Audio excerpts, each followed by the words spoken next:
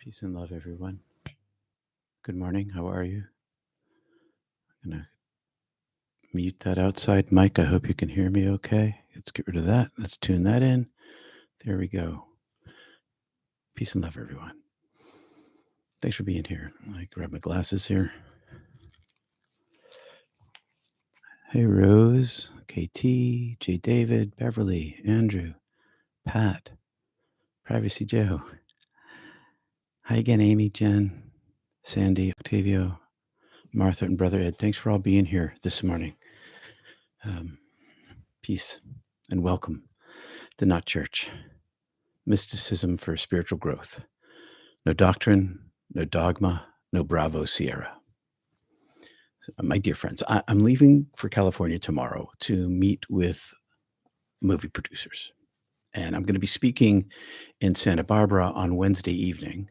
And the link, you can find that. I'm taking off my gloves. The link in the description below on that information. It's Wednesday at 7 California time. What am I reading here? Okay, yeah. So the details of the coming week, I just wrote this about a minute ago. The details of the coming week are at the end of the talk.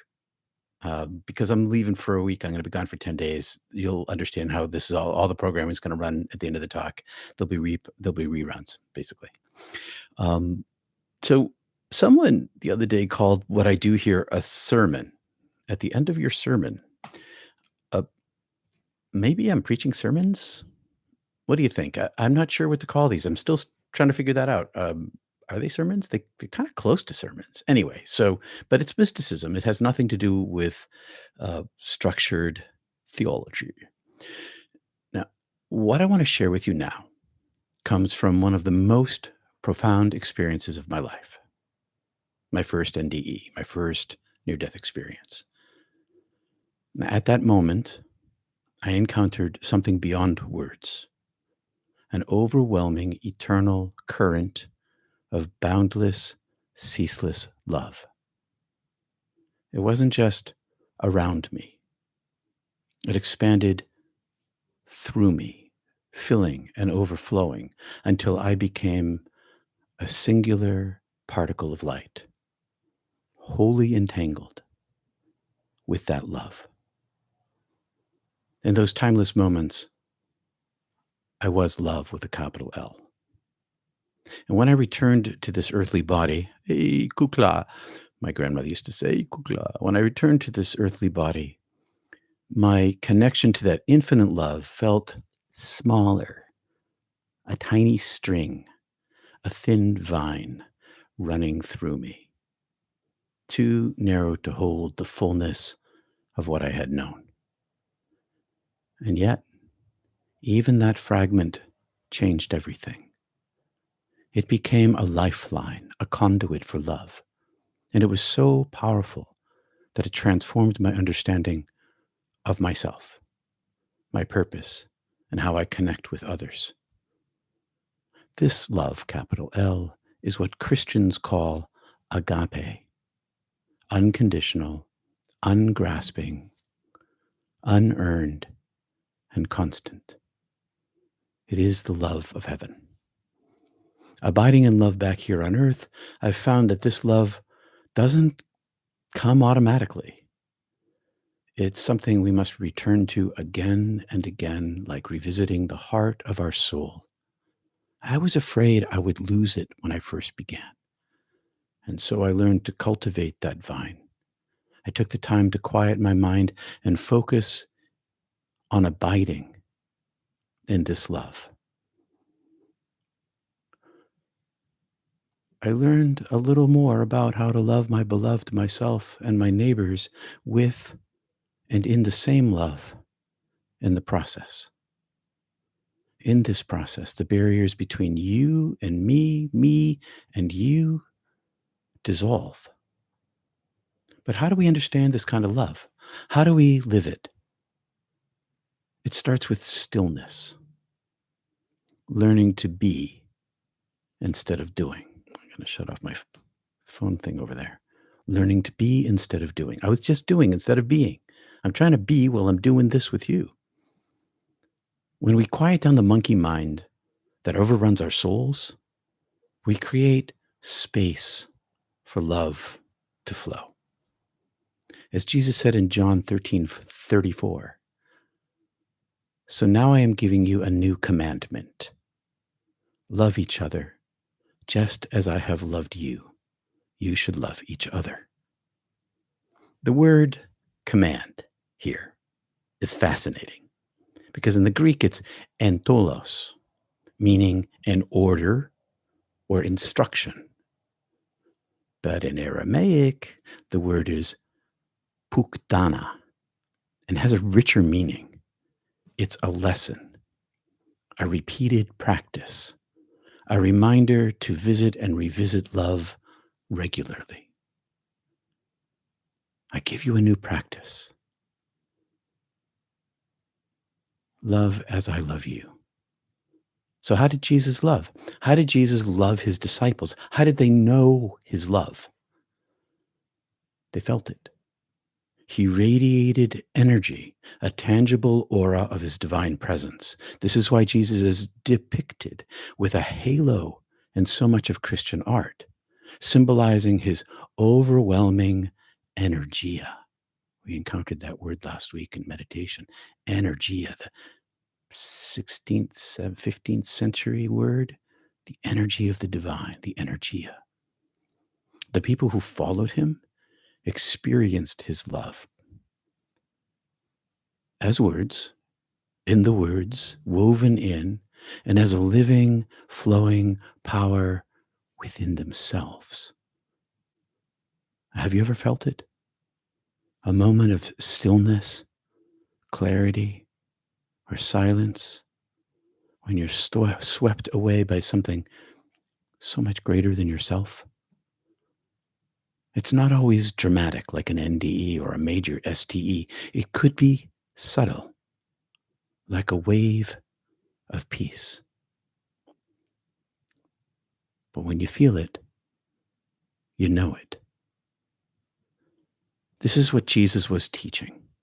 His command wasn't an order to love. How can you tell someone to love? I order you to love me. It sounds borderline abusive. His command wasn't an order to love using our human strength. It was a demonstration. He was demonstrating to them a living lesson, the divine Shakti, the energy itself, the energia. He showed his disciples how to connect with the divine flow of agape so that love could flow through them, transforming how they saw themselves and the world. Abide in the flow. In John 15:10, Jesus gives us the key to this love. If you will keep my instructions, you will abide in my love, just as I abide in my Father's love. Please ignore the patriarchy. Just as I abide in my Creator's love. If you keep my instructions, not my command, if you keep my instructions, you will abide. If you repeat and repeat and repeat visits to the center of your heart in love and abide, you will be in the love eternal. To abide means to remain, to dwell, and stay connected over time. How do you keep your relationships? You visit with people. You have continued conversations. Same thing here only. This isn't something we do once and forget. You don't declare your belief in the Lord Jesus Christ and you're saved forever, as some folks think. It's a practice. It's a way of life. It's a way of being interior. Abiding in agape means revisiting the flow of love regularly, whether through prayer and meditation, or moments of stillness, or selfless giving, or loving yourself by not being a doormat. Right? This doesn't mean to be run over. This doesn't mean to be abused or controlled. This love of self is the love of the divine itself. And you already know the doorway.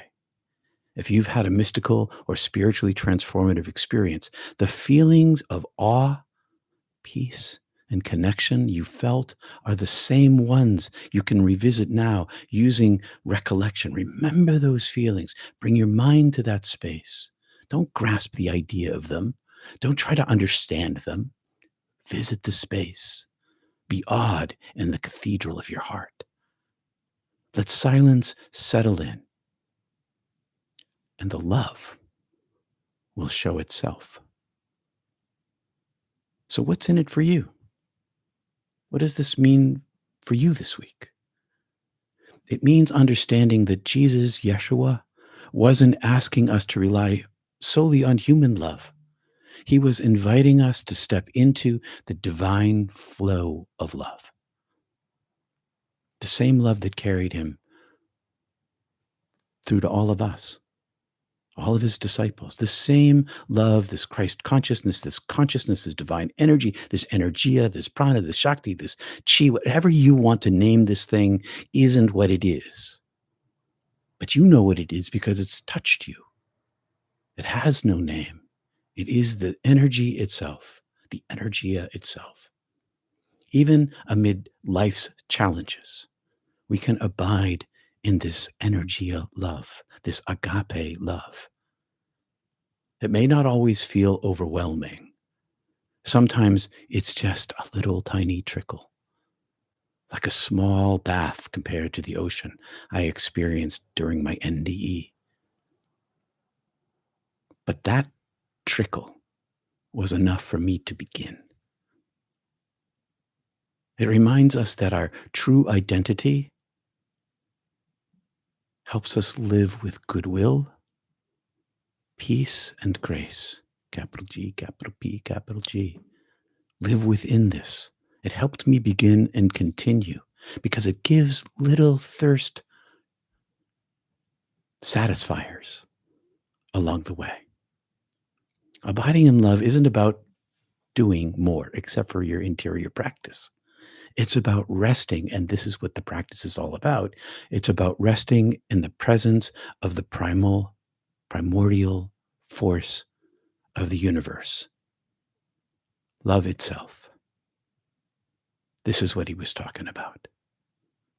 The lesson is to repeat the visiting of the temple of your heart and let that do the work for you.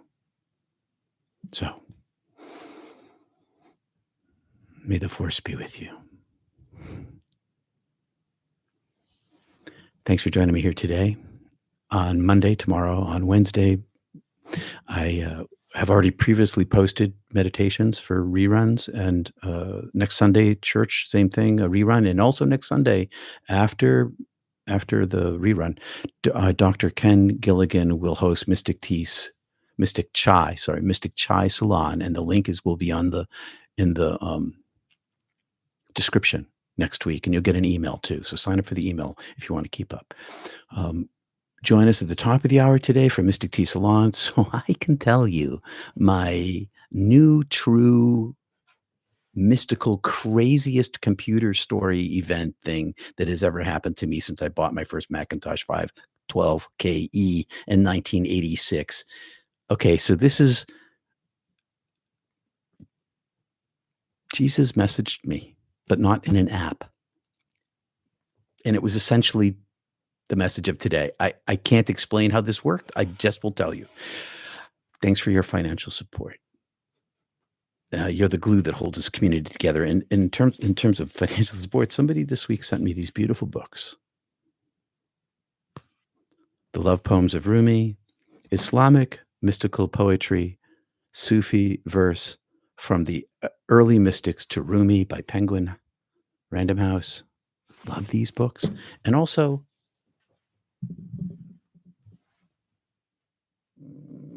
there it is.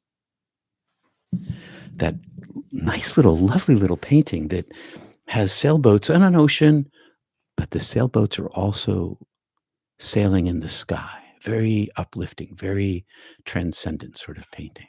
It's beautiful. Thank you. Hey, Ken, thank you for, he ain't heavy, he's my brother. Thanks for the super chat, Ken. That is totally true. All right. So we got It took about 15 minutes. Tell me what you know, what your thoughts are. We'll take a look at the chat here, right at the bottom. Diane, thank you, Peter. Needed to hear this today. Thank you, Kate, for the super chat. That's super helpful. Uh, Thank you. I always am grateful for my time with you in this community. It really is this community. It's a community, and you're welcome to join us. There's no fee, there's no entry, like you have to say anything. You just have to show up and bring your true self, your honest, authentic, spiritually seeking or transformed self. That's all. That's that's it. Thank you, Michelle, for the super chat too. I'm going to skim back up. Thank you very much for your support. I'm going to skim back up and see if there's any comments. Hey, KT in Georgia, snowy mountains of Colorado. J. David, Delaware, Beverly, Sandy in Massachusetts. October. They're just looking where people are. I'm another Massachusetts person. Not sermon at not church or making the word sermon great again. Martha. Yeah, that's the thing. The word sermon has this kind of bad reputation. Um, yeah, it does. But that's what I did when I was a minister. It's kind of what I'm doing now. It's not terribly different in style. From It's totally different in content and tighter and smarter and I'm a better writer, of course. Over I better be because I've been doing. It's like how can you bake bread 1,000 times and not get better at it? So the writing of it is kind of the same, but it's also a little different. But the the content is entirely different. So someone said um, a not sermon at not church. I'd love to make the word sermon great again, but I think the weight of society is way too heavy on that. That's why he ain't heavy. He's my brother. Hello, everyone. Hi, Michelle. Don't forget to hit the thumbs up button. Thanks, Michelle. Appreciate that. Peggy, I think what you share to be an inspirational talk. Inspirational talk. All right, that's good. All right, thank you. Preach, brother, preach. Let us hear your thirst whetting, WHETTING, sharpening sermon in the heart of the temple. Love that. Thanks, Vineyard Worker. Thank you, Peter. Needed to hear this today. Good morning, Reverend Kate and Michelle in Tennessee now. Ascending Leo, missed the session. It's recorded, so you can catch it. Thanks for being here live. Thanks for watching by recording. Hey, Wendy in VT. It's snowing. It was snowing all day here, but it's kind of clearing out right now, which is good. So travel tomorrow morning. I leave very early in the morning for the airport, and my flight is at 7:20. I land in Santa Barbara later, much later in the day, and boy, do I have some exciting news about things that have um, that will help the movie. Let's just put it that way. And I'll tell you about those at Mystic Tea. The link is in the description below. Plus, this crazy thing that happened. It's kind of a sermon, and it's kind of a sermon talk. It is. It is definitely. It has the structure of a sermon. There's no doubt about that. I mean, I learned that in div school how this whole thing is structured, and sermons are basically essays, but they're for oral presentation, so they're written a little differently. But it's basically an essay. So it's a sermon essay style. I don't know. I'm trying to figure this thing out still. It's only been 4 years of me not being able to figure it out. What the heck is it that I'm doing here? In terms of the naming of it. Hey, let's see, Vermont, snowy morning from Texas. Emily, missed all the announcements this AM. Hey, Claire. Oh, you retracted. That's cool. Vermont, my favorite state in the USA, says Kate. All right, you guys are all right. All the way from Las Vegas, Nevada, Vanessa. All right, so let's meet at the top of the hour for Mystic Tea Salon, and I'll see you there. The link is in the description. Peace and love to you all. Thank you very much. If you're wondering how were you able to distinguish the love you felt on your side from human love? Before I go, what a great question. It was the greatest. If I took all of the love that I've ever been given in my human life, and all of the love that I've ever given away in my human life and put it all in one place, and all the good feelings of that, all of the trust and the loyalty and the friendship and the truth telling and all the parts of it, all the joy and the beauty and also the sorrow, all that stuff. I put all of it in there in one place. It would be the size of a molecule compared to the size of the galaxy. It's so um the human love is this this infinite unconditional love would be as if every cell of my body was made of light, and that human love would be a candle in a human heart. If you think of the Jesus on the mountain when he has the transfiguration, he turns this being of light. It's like that light compared to a candle flicker in your heart for the best love you've ever had. It is so, and it's so self evident. Here's the other thing too. That maybe this is the question that you're asking, not one of quantity but quality. It's so other and overwhelming as to be healing to the core of the center of my created being. It is unlike it is from which all love stems, but all love is filtered through this world, through us, and as such it's like the trickle. It's a trickle, all right, compared to a river the size and power of a magnetar star that could burn a galaxy when its lighthouse swing passes by with its rays. It is so it's so overwhelming and awesome in comparison, as beautiful as human love is, and human love is the kind of love that we have here, and we give it away, and we gather it, and we love people, and it's beautiful, and it's really the hope of all humanity is to love each other, but that love of each other isn't human love. It is this love that is the seeing of love as the being of self. It's the center of me.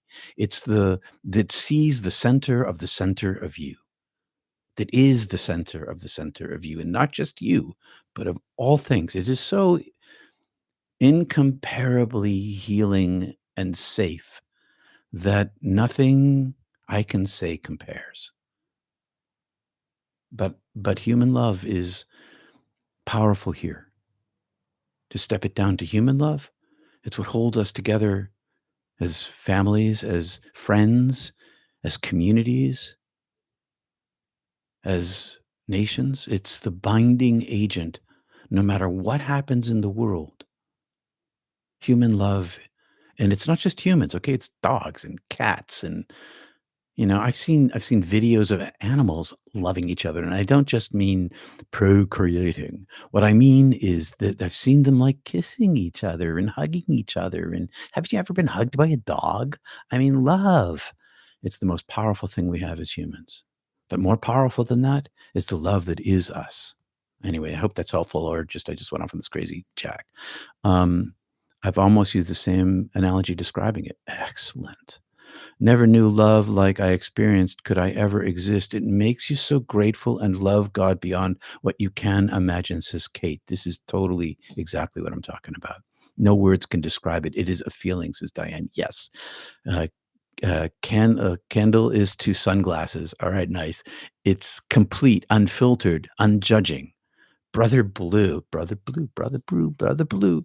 Wendy picked up that I was quoting my friend, my teacher, my mentor, Brother Blue's pictures hang on my wall up there. My teacher, my storytelling mystical master from Harvard Square. Grew up in Harlem. It's complete, unfiltered, unjudging, beautiful. I think it's part of the reason we come back to bring that love into this world. Maybe Emily, that's 100% the reason I think I'm back. All this other stuff about what my purpose is, that's my purpose. I am like you. I think we all are. I think the millions of us who've crossed over and come back, who carry this love, and those of the millions more who've experienced near death like experiences, spiritually transformative experiences, the mystical experiences, all those things. um, who've been touched by the love. We are here to bring that love. That's really my goal. That's it. All the rest of the stuff I do in purpose in my life with my purpose is to do this and that, help my parents, none of that compared to this one thing, to be a channel of love and light into the world in my daily life. I think this is true for all of us. That's what I think our purpose is. I'm 1,000 bazillion% in agreement with you, Emily. Vineyard worker, it is kind of strange that when that love is present, we automatically call it love. When it is so different in quantity and quality, something connects them. They do. The human love is an aspect of divine love. It's a filtered system. But it's like, well, all those comparisons, it is love. I think I read somewhere, and I don't know, we're going to run out of time before we have to get to Mystic Tea. The I read somewhere, and it might have been, I don't want to say exactly. It could have been it was an Eastern writing, Upanishads, Vedas, somewhere. I don't remember. Okay, I'd have to look it up. But it gave a warning against using the word love because people conflate divine infinite love with human love. It's understandable that they do that, but they mistake one for the other. So there's this warning not to use the word love, which is why one of the reasons why when I began this, I started talking about beauty. Heaven is beautiful because beauty is like universally agreed upon. The beautiful sunset, is that true for everybody? Um, but love is the word that I find with it has 10,000 meanings that no one can define. To define love for me, human love, define it for me. You can't. And there's all these different permutations of it. But all taken together, it's sort of similar. Yeah, I think. But yeah, it is such not no words. It's always ineffable. Thank you. If you stayed there, would your love be ongoing until back in human form? Oh yeah, it was. The whole time I was there. Once I released the shame that I carried, in my sins and the things that I self-judged about, that I've talked a bazillion times about in my NDE stories. Yeah, the love was unending, and I knew it was unending, and I was always going to be in the bliss. I was always, because it was eternal now. It's like that's just the way it is, you know? Yes, absolutely. And when I return there, I have the promise that I'll be back to that space, probably better because I've been living my life. I hope better. Okay. I hope. This is the word hope in sign language. I hope. I hope that I am that growth here provides more light there. But it's like, well, anyway, we should talk about that another time. We got to go. Yes, Emily, I'm fully in the same place as Catherine. The fitness docs previously, Boba, can a non NDE person experience that love? Absolutely. I'm glad I read this. Absolutely, because that is what's in the mystical literature throughout Western and Eastern Christendom, and also in the Sufi tradition, and also elsewhere in the world. Yes, you don't need an NDE because, the divine source of the cosmos isn't constrained by any rules or regulations. Um, Holly, yes, she says, absolutely. All right, I gotta go because we're gonna see you in 2 minutes at Mystic Tea Salon. Peace and love to you all. Thanks for being here. See you in a minute.